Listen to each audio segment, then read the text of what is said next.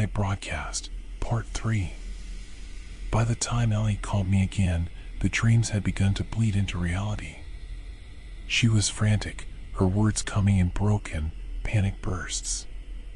She told me she'd started hearing the piano melody from Sunny Time Junction at night, faint and distorted, drifting through the walls of her apartment. She even unplugged her TV, but the sound persisted. Worse still, she'd woken up the night before to find her bedroom door ajar, even though she swore she'd locked it. "He's here," she whispered over the phone. "I know he's here." Her fear was contagious. I tried to calm her down, but I didn't know what to say. How could I, when I'd seen the same things? When the same melody had begun creeping into my life, scratching at the edges of my sanity? After we hung up, I sat in my darkened room, staring at the TV. I hadn't touched it since the last broadcast. The tape still sat beside it, inert and silent, but it felt like it was watching me.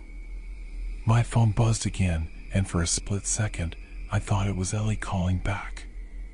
But it wasn't a call. It was a text.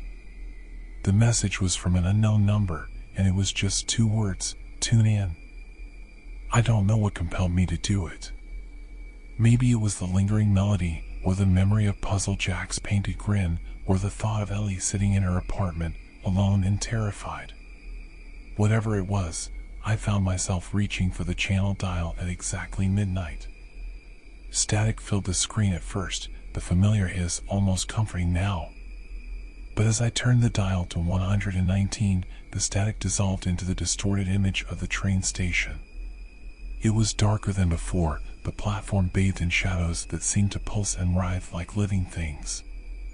Puzzle Jack stood in the center of the frame, motionless, his head cocked to one side.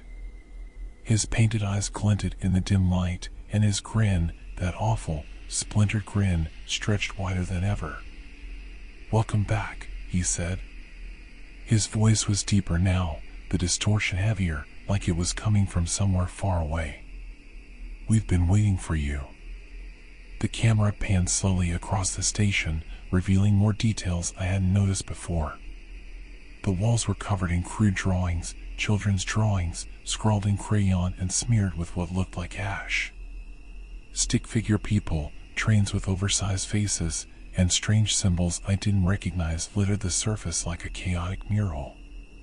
The train tracks were littered with fragments of broken wood and rusted metal, and the clouds overhead were no longer clouds. They were faces, twisted and screaming, their mouths open wide in silent agony. One of the faces looked eerily familiar, its features striking a chord of recognition so deep I felt my stomach turn. Puzzle Jack turned back to the camera. "It's time to finish the puzzle," he said. "Are you ready to find the missing piece?" Before I could react, the screen flickered and cut to a live-action shot. It was my room. My heart stopped as I recognized the layout, the bed, the desk, the TV. It was all there, but the lighting was wrong, too dim and too warm, like it was lit by candlelight. The camera panned slowly across the room, and then it stopped on me. Or rather, something sitting in my chair. It was a puppet. The figure in the chair was crudely made, its body a patchwork of mismatched fabrics, its head a wooden jigsaw piece with painted eyes and a wide, splintered grin. It was wearing my clothes. The longer I stared at it, the more I noticed the details, the way its limbs bent unnaturally, the seams that barely held its body together, the faint stain of red on its wooden hands. That's when it hit me. The puppet wasn't just sitting in my chair. It was posed exactly how I'd been sitting earlier that night, right down to the way one arm draped over the chair's armrest. The longer I looked, the more I felt like it wasn't a puppet at all, like it was something else entirely, something alive, mimicking me. My phone buzzed again. Another text from the unknown number, "Look behind you." I didn't want to turn around. Every instinct in my body screamed at me to stay still, to keep my eyes on the screen. But the room behind me had gone unnaturally quiet. the kind of silence that pressed against your ears and made you hyper-aware of every breath, every heartbeat. I turned slowly. At first, I saw nothing. Just my darkened room, exactly as it had been before. The TV cast faint shadows on the walls, and the tape sat untouched beside it. But then I noticed something in the corner. A shape, hunched and still. It was the puppet from the broadcast, sitting cross-legged on the floor, its wooden head tilted at an unnatural angle. Its painted eyes gleamed in the dim light, and its grin seemed to widen as I stared at it. The longer I looked, the more I felt the edges of my memory fraying. The puppet wasn't just sitting there. It was familiar, impossibly familiar, like I'd seen it before in places I couldn't recall. I remembered flashes of something, shadows moving in the hallway outside my childhood bedroom, the sound of tiny feet scuttling across the carpet late at night, and a voice, low and hollow, whispering words I couldn't understand. "You found it," a voice whispered. It wasn't coming from the TV. It was coming from the puppet. The missing piece. The room seemed to tilt, the walls closing in around me. I tried to back away, but my legs wouldn't move. The puppet stood slowly, its limbs creaking and jerking as it rose to its full height.